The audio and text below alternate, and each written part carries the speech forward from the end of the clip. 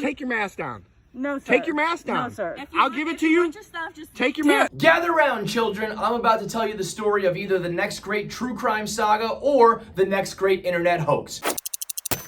It involves drugs and theft, a carjacking gone wrong, a lost cell phone, a Facebook account, and potentially solving a new murder in the St. Louis area. This is the story of Elizabeth Cooke, a petty criminal in St. Louis. One night she tried to jack a car and failed to do so. I'm so sorry. Is this not my car?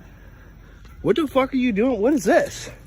Look, these were all in here, and this is... Yeah, it's my fucking car. Okay, I'm sorry, dude. I did not know that this was your car. I'm so sorry. The owner of the car stopped her in the process and began filming her. When Elizabeth ran away from the scene, she apparently dropped her cell phone. That's where this story begins. The owner of the car picked up the cell phone. He tried to bring it to the police department. They said they wanted no part of it. That's when he took things into his own hands to either exact some sort of revenge or some sort of justice, maybe a combination of the both, maybe just boredom on the internet. But he opened up her Facebook page and began posting all sorts of conversations and pictures she had with other criminals. Right away, there were 4 other men implicated in all sorts of burglaries. They were robbing storage units, they were jacking other cars, they were dealing drugs. All small-time crime that people on Facebook began to take note of. Oh, that was my car that was stolen. Oh, that was my storage unit that was broken into. This guy began to solve some cases. Then things get juicy. That's when we get introduced to Bobby Phillips. Elizabeth Cooke had videos on her phone telling the story of Bobby Phillips. I met Bobby Phillips.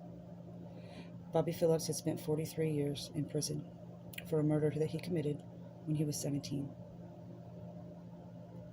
He spent his entire adult life behind bars.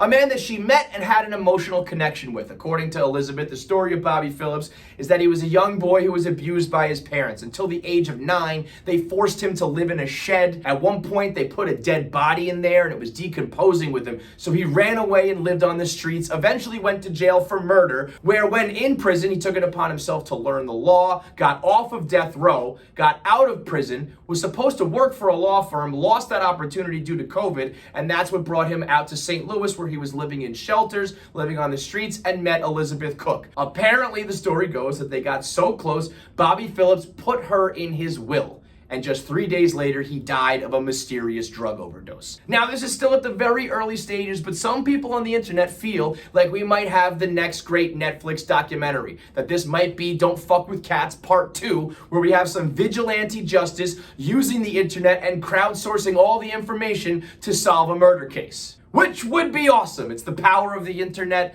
and the victim turned vigilante hero using the phone to crack the case and get justice for Bobby Phillips, who was played by this bitch Elizabeth Cooke. It's a script that practically writes itself.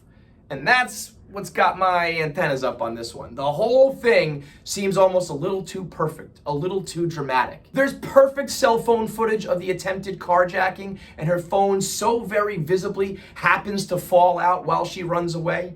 There's all sorts of evidence all over her phone, full conversations, 35-minute YouTube uploads of conversations using names and descriptions and specifics of the crimes they're about to commit. And then this incredible tale of Bobby Phillips happens to be documented in the form of selfie YouTube videos where you tell the tale of his life as an abused child and how you met him. We learned that you were put into his will, all in a matter of a handful of YouTube videos. It all seems like something straight out of Hollywood, and these days it might fucking be. It's either a guerrilla marketing campaign or a new form of internet entertainment, but something about this doesn't smell right. And I'll tell you what, I'm cool with it either way. If this guy solved the case of Elizabeth Cooke taking advantage of the old man who just put her into his will like some Knives Out type shit, that's amazing. And also, if this is someone who's telling a tale using the internet and has the creative brain to either have this be a marketing campaign to push some sort of television show or documentary or web series, or if this is just the series itself, what if this is the new form of entertainment where you follow along with the true crime story as it unfolds on social media? That would be fucking amazing. That would be like a new page in internet entertainment.